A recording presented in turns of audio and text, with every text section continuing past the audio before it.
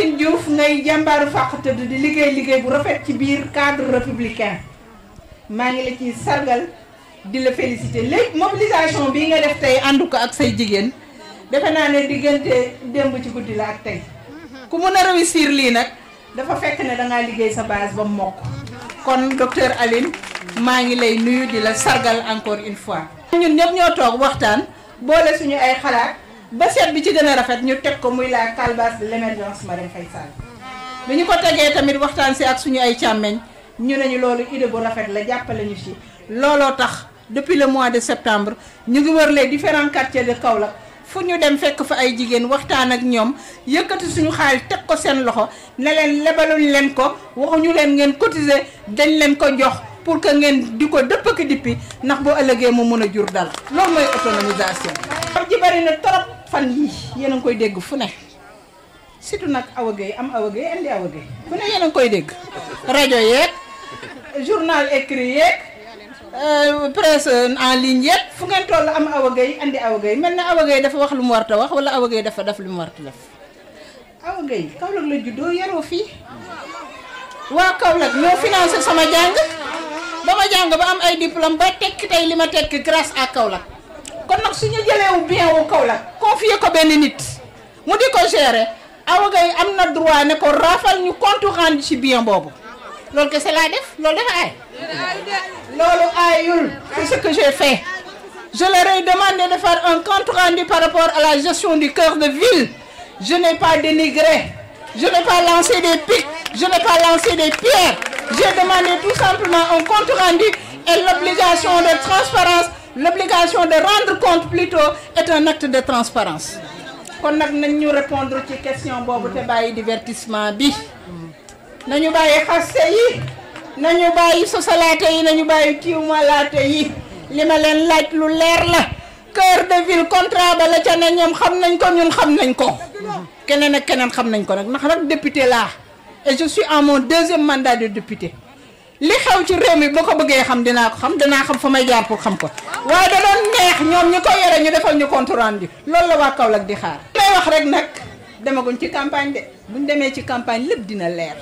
li ko xale yi di wax ne lépp dina doon dëgg buñ demee ci campagne bi lépp dina doon dëgg nañ téye seeni bagage ñu téye suñu bos rek bu nee ba ci campagne ñu jàkkaarloo bu boobaa waa Kaolack dinañu arbitrer dañuy jublu léegi rek ci jox leen financement bi nga xam ne moom lañu leen andil d'une valeur de 500 000 francs 500 000 boobu ñu leen di ñaan ngeen xam nu ngeen koy gérer ak seeni groupement ba su ëllëgee mu mun a jur loo xam ne dina leen mën a jëriñ dara. honneur bi ngeen ñu defal tey ak mbégte bi ngeen ñu defal tey ñëw seet si ñu dans le cadre de la calebasse Marème Faye Sall. li nga mobilisation bi nga def nii tey bi nga gis nii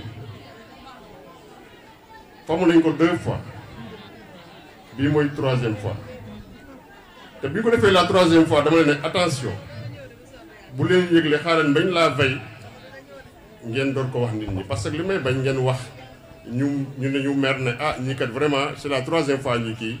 ñu door def loolu mais gis nga mobilisation nu mu mel tey mënoon na gën a kii fii. waa Saam ñu ngi fii waa Saara ñu ngi fii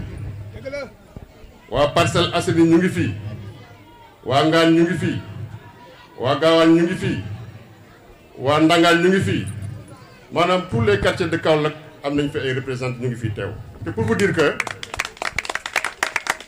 ñun bu ñuy liggéeyal président de la République duñ ko liggéeyal ci ay salon di wax rek. duñ ko liggéeyal ci ay quartier di wax rek dañ koy liggéey fu ñu dëkk ak Sénégal yëpp te loolu lañ def dañoo ñëw dugg alliance pour la république te li may wax il faut toujours noo koy wax man mosuma def politique ci président Macky Sall laa defee politique loolu dama koy rappeler toujours parce que li ma gis ci moom moo ma doy ba ma ñëw ànd ak moom def politique te boo ko defee aussi ba léegi liñ ko yaakaare woon mooy taxaw ci mbiri askan bi